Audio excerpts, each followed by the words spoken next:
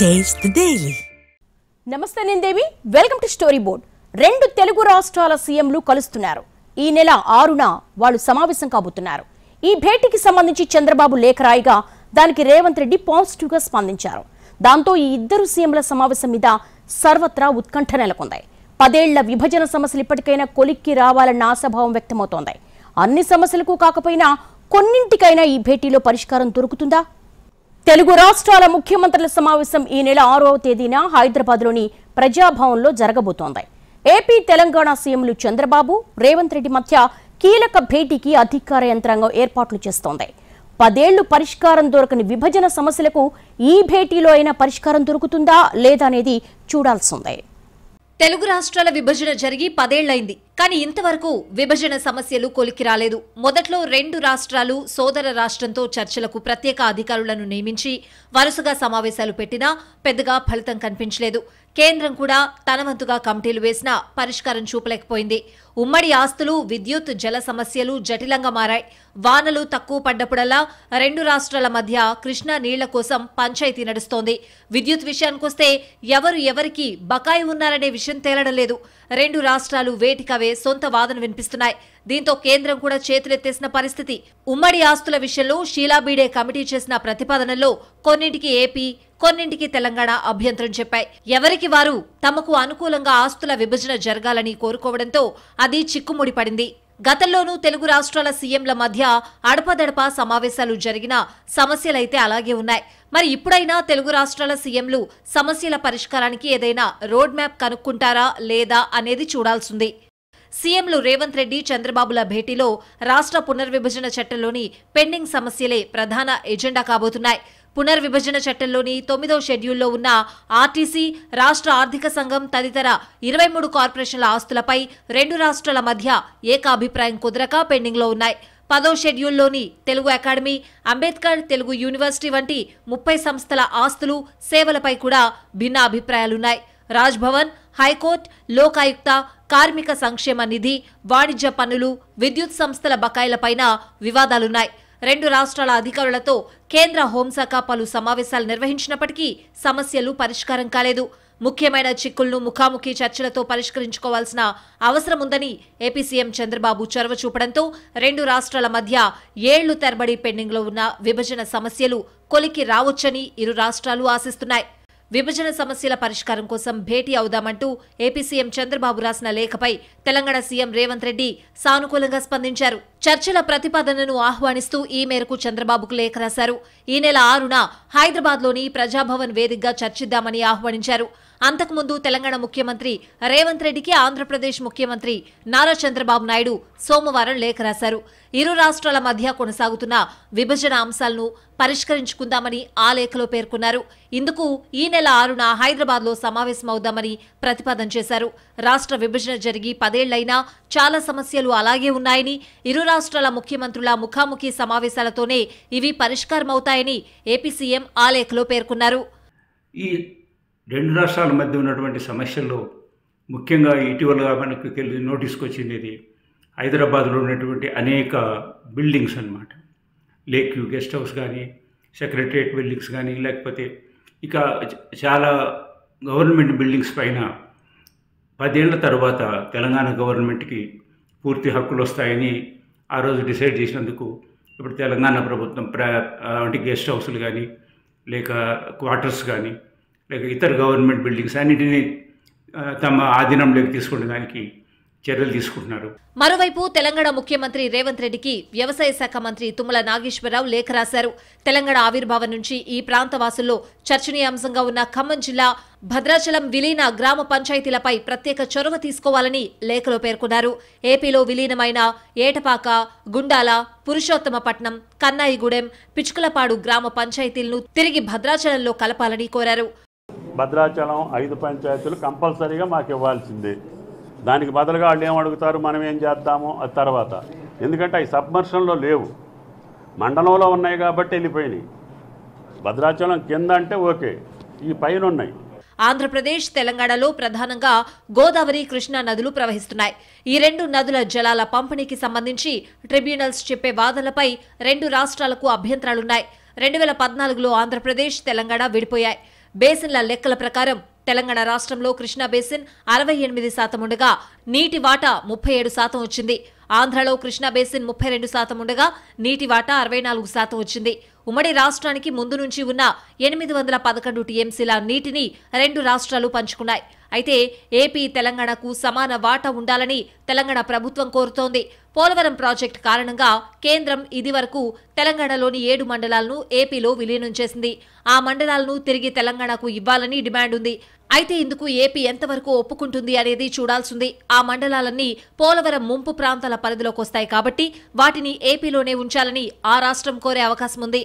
రాష్ట్ర విభజన చట్టం 9వ షెడ్యూల్లోని ప్రభుత్వ సంస్థలు 10వ షెడ్యూల్లోని సంస్థల విభజన ఇంకా తేలలేదు. 68 సంస్థల విభజనకు ఎలాంటి అభ్యంతరం లేదని తెలంగాణ తెలిపింది. కానీ ఏపీకి కొన్నింటిపై అభ్యంతరాలున్నాయనే చర్చ జరుగుతోంది. దీంతో వీటి విభజన పూర్తి కాలేదు. ఆస్తుల పంపిణీ వివాదాల పరిష్కారం, ప్రభుత్వ కార్యాలయాల స్వాధీనం జరగలేదు. ఉద్యోగుల కేటాయింపులు కూడా తేలలేదు. తెలంగాణకి సంబంధించి Kazipet railway coach factory, Bayyaram ఉక్కు పరిశ్రమలను కేంద్రం ఏర్పాటు చేయలేదు. హైదరాబాద్లో ఏపీకి కేటాయించిన కొన్ని భవనాల భవిష్యత్తు ఎటూ తేలట్లేదు. ఆస్తుల పంపకాల్లో ఆంధ్రప్రదేశ్కు 58%, తెలంగాణకు 42% ఇవ్వాలనే ప్రతిపాదనలున్నాయి. విద్యార్థులకు సీట్ల కేటాయింపు విషయంలో ఇప్పుడు ఏపీ లెక్క వేరే ఉంటుంది. ఇలాంటి చాలా అంశాలపై చర్చలు సాగాల్సింది. మరి వీటికి సీఎంలు ఎలాంటి పరిష్కారాలు కనుగొంటారు అనేది ఆసక్తికరం. ఆంధ్రప్రదేశ్ పునర్విభజన జరిగి 10 ఏళ్లు పూర్తయింది. ఆస్తుల విభజనకు సంబంధించిన అనేక అంశాలు ఇంకా పెండింగ్లోనే ఉన్నాయి. ఢిల్లీలోని AP Bhavan, Pataudi house, nursing హాస్టల్ను మాత్రమే విభజిస్తూ ఈ ఏడాది మార్చి 15న కేంద్ర హోంశాఖ నిర్ణయం తీసుకుంది. దీనికి రెండు రాష్ట్రాలు అంగీకరించాయి. కీలకమైన 9, 10 షెడ్యూళ్లలోని ఆస్తులను విభజించాల్సింది. వాస్తవానికి ఈ రెండు అంశాలే తెలుగు రాష్ట్రాలకు ముఖ్యం కానున్నాయి. మరి రెండు రాష్ట్రాల సీఎంల భేటీలో వీటిపై ఏ మేరకు క్లారిటీ వస్తుందో వేచి చూడాలి. విభజన సమస్యల పరిష్కారంలో అసలు కోణం రాజకీయమే. ఎందుకంటే విభజన సమస్యలకు చిత్తశుద్ధితో ప్రయత్నిస్తే పరిష్కారం అసలు సమస్య కాదు. కానీ విపక్షాలు చేసే రాజకీయాన్ని కాచుకోవడమే పెద్ద సవాల్. ఏ ఒప్పందం చేసుకున్నా రాష్ట్రాన్ని తాకట్టు పెట్టేశారని తెలంగాణలో, మన ఆస్తులు తెలంగాణకి ఇచ్చేశారని ఏపీలో విపక్షాలు ఆరోపణలు చేసే అవకాశం ఉంది. వీటిని తట్టుకునేలా రెండు రాష్ట్రాల ప్రజలకు మేలు కలిగేలా సమస్యలకు పరిష్కారం కనుగొనాల్సిన అవసరం కనిపిస్తోంది. తెలుగు రాష్ట్రాల మధ్య పరిష్కరించుకోదగిన సమస్యలు కొన్నున్నాయి. నీటి సమస్యను ట్రైబ్యునల్ పరిష్కరిస్తుంది. ఉమ్మడి ఆస్తుల విషయంలోనూ రెండు రాష్ట్రాలకు ఆమోదయోగ్యమైన ఫార్ములా కనిపెట్టాల్సింది. ఇలాగ ఆలస్యం అవుతున్న కొద్దీ ఈ విషయాలు ఒక కొలిక్కి రాకుండా పోగా కొత్త కొత్త సమస్యలు కూడా అవతరించే అవకాశం ఉన్నది. ఇవి ఇంకా జటిలం అయ్యే ప్రమాదం కూడా ఉన్నది. కాబట్టి ఎంత త్వరగా ఈ విషయాలు నిర్ణయం అయితే అంత మంచిది. విభజన హామీల పరిష్కారానికి రెండు తెలుగు రాష్ట్రాల ముఖ్యమంత్రుల భేటీ చాలా అవసరమని తెలంగాణ జనసమితి అధ్యక్షుడు కోదండరాం అభిప్రాయపడ్డారు. ఆంధ్రప్రదేశ్, తెలంగాణ ముఖ్యమంత్రులు దీర్ఘకాలికంగా పెండింగ్లో ఉన్న సమస్యల పరిష్కారం కోసం సమావేశం కావటం ఒక మంచి పరిణామం. చాలా అంశాలు ఆంధ్రప్రదేశ్ రాష్ట్ర పునర్వ్యవస్థీకరణ చట్టం ప్రకారం పరిష్కారం కావలసినటువంటి చాలా అంశాలు అపరిష్కృతంగా మిగిలిపోయి ఉన్నాయి. ఉదాహరణకి పబ్లిక్ రంగ సంస్థల, రాష్ట్ర స్థాయి సంస్థల విభజన పూర్తి కాలేదు. వాటి విభజనకు ఒక కమిటీ వేసినారు. ఆ కమిటీ సూచనలు చేసింది, నివేదిక ఇచ్చింది, చర్చలు జరిపింది, కానీ సాధ్యం కాలేదు. ఉద్యోగుల విభజన, పబ్లిక్ రంగ సంస్థల విభజనకు ఇరు రాష్ట్రాల ముఖ్యమంత్రుల సమావేశం దోహదం చేస్తుందని అన్నారు. ఉద్యోగుల పంపిణీ, జలవనరుల సమస్యలకు ఈ సమావేశం ద్వారా పరిష్కారం దొరుకుతుందని ఆశాభావం వ్యక్తం చేశారు. ఇరు రాష్ట్రాల ప్రజలకు నష్టం జరగకుండా అపరిష్కృత విభజన హామీలను పరిష్కరించాలని కోదండరాం కోరారు. చాలా కాలం తర్వాత ఏపీ తెలంగాణ సీఎంల సమావేశం జరగనుంది. రాష్ట్ర విభజన పూర్తయి 10 ఏళ్లైందే. ఉమ్మడి రాజధానిగా ఉన్న హైదరాబాద్ తో ఏపీకి సంబంధం తెగింది. ఈ క్రమంలో తెలుగు రాష్ట్రాల మధ్యనున్న సమస్యలు పరిష్కరించుకోవడంతో పాటు రెండు రాష్ట్రాలు కలిసి పనిచేయడం, కలిసి అభివృద్ధి చెందడం వంటి అంశాలపై ఫోకస్ పెట్టబోతున్నారు. ఆంధ్రప్రదేశ్ విభజన జరిగి 10 ఏళ్లు గడుస్తోంది. విభజన జరిగిన తర్వాత ఏపీలో టీడీపీ, తెలంగాణలో టీఆర్ఎస్ ప్రభుత్వాలొచ్చాయి. ఆ తర్వాత 1-2 సందర్భాల్లోనే విభజన సమస్యల పరిష్కారానికి అప్పట్లో చంద్రబాబు, కేసీఆర్ మధ్య సమావేశాలు జరిగాయి. అప్పట్లో సమస్యల పరిష్కారానికి అనువైన వాతావరణం ఏర్పడలేదు. ఆ తర్వాత 2019లో వైసీపీ ప్రభుత్వం ఏపీలో ఏర్పడింది. 5 ఏళ్లు గడిచాయి. గడిచిన 5 ఏళ్ల కాలంలో ఒక్కసారి మాత్రమే జగన్ కేసీఆర్ మధ్య భేటీ జరిగింది. ఆ భేటీ తర్వాత కూడా సమస్యలు పరిష్కారం కాలేదు. ఇలా 10 ఏళ్లు గడిచిపోయాయి తప్ప చెప్పుకోదగ్గ స్థాయిలో తెలుగు రాష్ట్రాల మధ్య సమస్యలు పరిష్కరించుకోలేదు. 10 ఏళ్లలోపు విభజన సమస్యలను పరిష్కరించుకోవాలని, లేకుంటే సమస్యల పరిష్కారం వ్యవహారం కేంద్రం పరిధిలోకి వెళ్తుంది అనేది విభజన చట్టంలో ఉంది. రాష్ట్ర విభజన సమస్యలపై చర్చించకపోవడం చాలా సంతోషకరమైనటువంటి విషయం. గతంలో కూడా ఇరు రాష్ట్రాల సీఎంలు కలవడం జరిగింది. అదేవిధంగా కేంద్ర ప్రభుత్వ ఆధ్వర్యంలో కూడా ఈ చర్చలు కొనసాగినాయి. కానీ చాలా వరకు ఈ చర్చలు అనుకూలమైనటువంటి నిర్ణయాలకు రాలేకపోయినారు. ఈ క్రమంలో ఏపీలో 2024లో కొత్త ప్రభుత్వం ఏర్పడింది. విపరీతమైన ఆర్థిక కష్టాలతో ఏపీ కొట్టుమిట్టాడుతోంది. దాదాపు 14 లక్షల కోట్ల రూపాయల మేర అప్పులు రాష్ట్ర ప్రభుత్వాన్ని భయపెడుతున్నాయి. ఈ క్రమంలో తెలంగాణతో ఉన్న సమస్యలను పరిష్కరించుకునే దిశగా ఏపీ సీఎం చంద్రబాబు చొరవ చూపారు. ఈ నెల 6వ తేదీన భేటీ అవుదామనే ప్రతిపాదనను తెలంగాణ సీఎం రేవంత్ రెడ్డి ముందుంచారు. ఏపీ సీఎం ముఖ్యంగా తెలంగాణ నుంచి ఏపీకి రావాల్సిన బకాయిలు ఏమున్నాయి అనే కోణంలో ప్రభుత్వం సమాచారాన్ని సేకరిస్తున్నట్టు తెలుస్తోంది. షెడ్యూల్ 9, 10 పరిధిలోని సంస్థల విభజన, ఆస్తుల పంపకాల వంటివి ఇంకా తేలాల్సింది. ఆర్టీసీ ఆస్తుల విభజన జరగకపోవడం కీలకమైన వ్యవహారంగా ఉంది. అలాగే ట్రాన్స్కో, ఉన్నత విద్యాశాఖ కౌన్సిల్, పట్టణాభివృద్ధి శాఖ పరిధిలోని ఏపీ హౌసింగ్ బోర్డు నుంచి కొన్ని వేల కోట్ల రూపాయల మేర పెండింగ్ బకాయిలు తెలంగాణ ప్రభుత్వం నుంచి ఏపీకి రావాల్సింది. ఈ అంశాలపై ప్రధానంగా ఫోకస్ పెట్టినట్టు చెప్తున్నారు. ప్రస్తుతం ఏపీ ప్రభుత్వం పీకల్లోతు ఆర్థిక కష్టాల్లో ఉన్న క్రమంలో తెలంగాణ నుంచి రావాల్సిన నిధుల్లో కొంత మొత్తం వచ్చినా ఏపీకి కాస్తో కూస్తో ఆర్థిక ఊరట ఉంటుంది అనేది ప్రభుత్వ పెద్దల భావన. దీంతో పాటు 2 రాష్ట్రాల మధ్య నెలకొన్న నీటి వివాదాలు, నదీ జలాల వాటాల గొడవలు, డిస్కంలు, ఇరిగేషన్ ప్రాజెక్టుల గొడవ వంటివి కూడా సీఎంల భేటీలో ప్రస్తావనకు తెచ్చేలా ఏపీ ప్రభుత్వం సిద్ధమవుతోంది. దీంతో ఇప్పటికీ కొంతమంది ఐఏఎస్, ఐపీఎస్ అధికారులు అక్కడివారు ఇక్కడ, ఇక్కడివారు అక్కడ అనే రీతిలో పనిచేస్తున్నారు. ఏపీకి అలాట్ చేసిన వారు కూడా తెలంగాణలో పనిచేస్తున్న పరిస్థితి. అలాంటి వారి విషయంలో ఏం చేయాలనే దానిపై క్లారిటీకి రావాలని ఏపీ ప్రభుత్వం భావిస్తోంది. దీంతో దీనిపైన చర్చ జరిగే సూచనలు కనిపిస్తున్నాయి. ఇక అన్నింటికంటే ముఖ్యం, 2 రాష్ట్రాల ప్రభుత్వాలు ప్రతి అంశంలోనూ గొడవలు పడుతూ ఉంటే కేంద్రం జోక్యం అనివార్యమవుతుంది. దీంతో పరిస్థితి మరింత జటిలం కావడం తప్ప సమస్య సులువుగా పరిష్కారం కాదు అనేది ప్రభుత్వ పెద్దల ఆలోచన. దీంతో ముందుగా ఈజీగా సాల్వ్ అయ్యే పరిష్కారాలేంటో చూసుకుని వీలైనంత త్వరగా మెజారిటీ సమస్యలను పరిష్కరించుకోవాలని ఏపీ ప్రభుత్వం భావిస్తోంది. దీంట్లో భాగంగా ఆర్థికేతర అంశాలను వీలైనంత త్వరగా పరిష్కారం చేసుకునేలా ప్రణాళికలు సిద్ధం చేసుకునే సూచనలు కనిపిస్తున్నాయి. తెలంగాణ సీఎంతో జరిపే చర్చల్లో ఏపీ తరపున సీఎం చంద్రబాబుతో పాటు ఎవరెవరు పాల్గొనబోతున్నారు అనే అంశంపై ఇంకా క్లారిటీ రావడం లేదు. ఇక చంద్రబాబు ఢిల్లీ పర్యటనలో కూడా కేంద్ర పెద్దలతో విభజన సమస్యలపై చర్చించే అవకాశం కనిపిస్తోంది. దీంతో ఢిల్లీ పర్యటన తర్వాత సీఎంల భేటీలో ఏపీ అజెండాకు తుది రూపొచ్చే అవకాశం కనిపిస్తోంది. విభజన సమస్యలపై ఈ నెల 6న సీఎంల సమావేశం జరగబోతోంది. మరి ఏ రాష్ట్రం ఎలాంటి అంశాలు ప్రస్తావించే అవకాశం ఉంది? సీఎంల భేటీకి ఎవరు ఎలాంటి అజెండా సిద్ధం చేశారు? రాష్ట్ర విభజన తరువాత ఆంధ్రప్రదేశ్ తొలి ముఖ్యమంత్రిగా చంద్రబాబు నాయుడు ఉన్నారు. తెలంగాణ ముఖ్యమంత్రిగా కేసీఆర్తో 2 రాష్ట్రాల మధ్య ఆస్తుల విభజనపై చర్చలు జరిపారు. ఇరు రాష్ట్రాల మధ్య జరగాల్సిన సంప్రదింపులకు మధ్యలోనే బ్రేక్ పడింది. 2017లో మంత్రుల కమిటీని ఏర్పాటు చేశారు. అనంతరం రాజ్భవన్లో అప్పటి గవర్నర్ నరసింహన్ సమక్షంలో ఒక్క మీటింగ్ జరిగింది. ఆ తర్వాత మీటింగ్లు జరగలేదు. ఆ సమావేశంలో షెడ్యూల్ 9కి చెందిన 8 కుల సంఘాల సంస్థల విభజనకు ఇరుపక్షాలు అంగీకారం కుదిరింది. మిగిలిన అన్ని అంశాలపై ఏకాభిప్రాయానికి రాలేదు. ఇక ఇరు రాష్ట్రాల మధ్య అపరిష్కృతంగా ఉన్న వాటిలో ప్రధానమైంది షెడ్యూల్ 9, 10 సంస్థల విభజన. షెడ్యూల్ 9లో మొత్తం 91 సంస్థలుండగా షెడ్యూల్ 10లో 142 సంస్థలున్నాయి. షెడ్యూల్ 9 సంస్థల విషయంలో షీలా బీడే సిఫార్సుల మేరకు 68 సంస్థల విభజనకు తెలంగాణ సుముఖంగా ఉంది. మరో 23 సంస్థల విభజనపై తన అభ్యంతరాలను కేంద్రానికి తెలిపింది. మినిస్ట్రీ ఆఫ్ హోమ్ అఫైర్స్ ఇచ్చిన హెడ్ క్వార్టర్ నిర్వచనం మేరకు షెడ్యూల్ 9 సంస్థల ఆస్తుల విభజనకు తమకు ఎలాంటి అబ్జెక్షన్ లేదని తెలంగాణ ఇప్పటికే తేల్చి చెప్పింది. అటు కేంద్ర హోంశాఖ కూడా ముందు ఇరుపక్షాలకు అంగీకారం ఉన్న సంస్థల విభజనతో ప్రక్రియ మొదలు పెట్టాల్సిందిగా సూచించింది. ఇందుకు నిరాకరించిన ఏపీ మొత్తం ఆస్తుల విభజన ఒకేసారి జరగాలని పట్టుబట్టింది.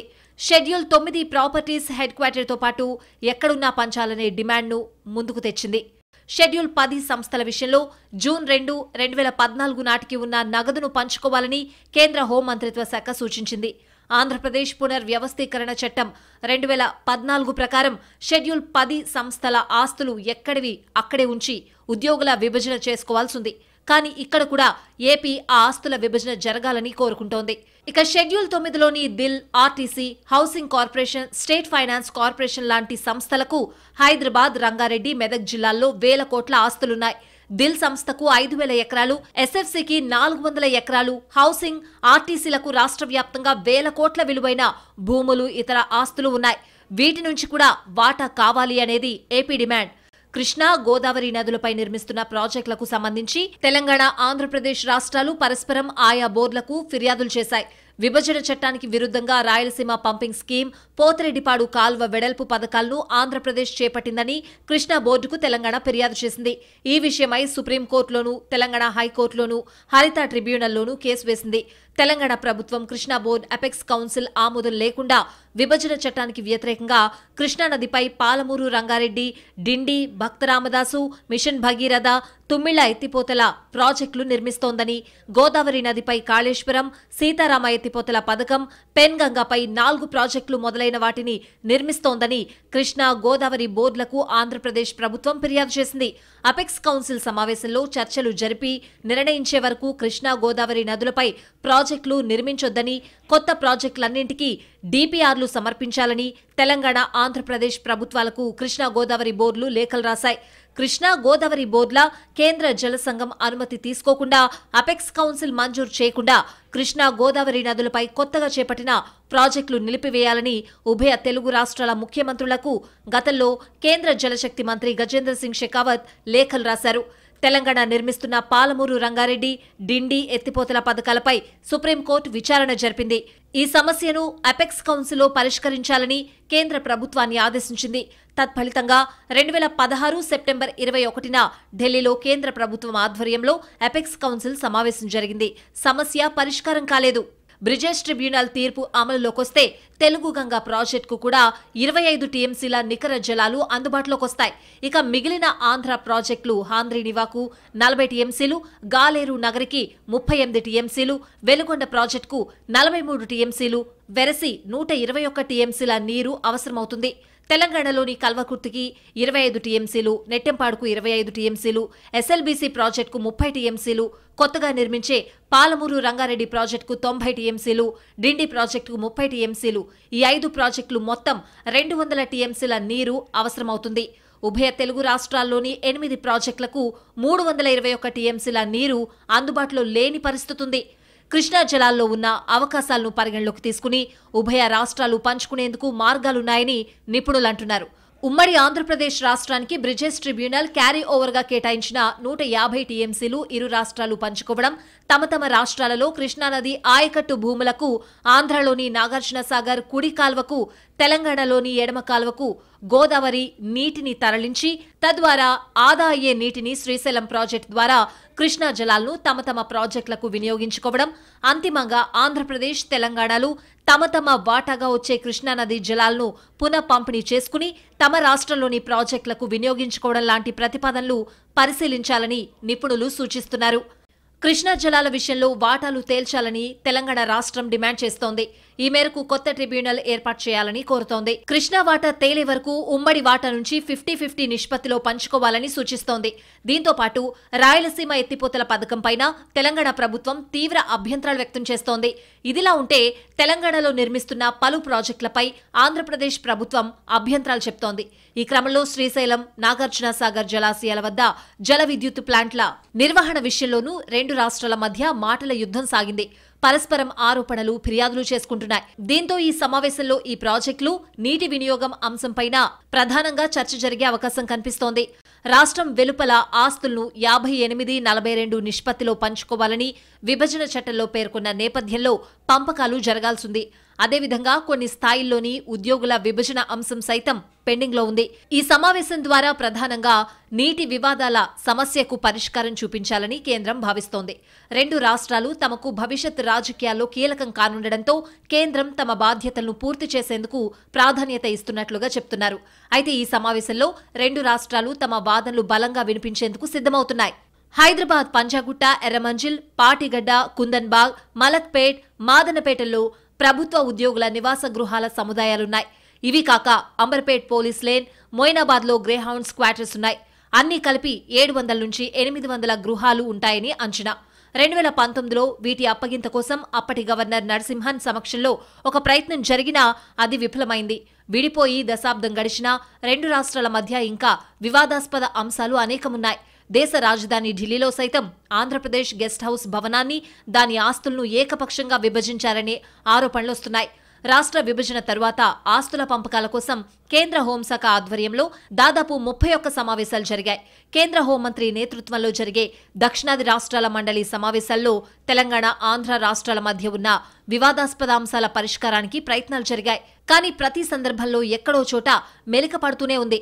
అలాగే హైదరాబాద్లో ఏపీ అధీనంలో ఉన్న భవనాల జాబితాను రోడ్లు, భవనాల శాఖ మంత్రి కోమటిరెడ్డి వెంకటరెడ్డి అధికారులతో తీయించారు. సీఎంల సమావేశంలో ఈ లిస్టు ముందు పెట్టి చర్చించాలని కూడా తెలంగాణ సర్కార్ భావిస్తోంది. సమావేశంలో ముఖ్యమంత్రి గారు కానీ, నేను కానీ, లేకపోతే పాల్గొన్న ఇతర మంత్రులు కానీ, అధికారులు కానీ అందరి ఆలోచన ఒకటే, ఈ రాష్ట్ర ప్రయోజనాల్ని ఏ రకంగా కాపాడాలి, తెలంగాణ ప్రజలకు ఏ రకంగా మేలు చేయాలనేది. దాని ద్వారానే అజెండాగా తయారు చేసుకుని ముందుకు పోయేటువంటి కార్యక్రమంలో ఉన్నాం.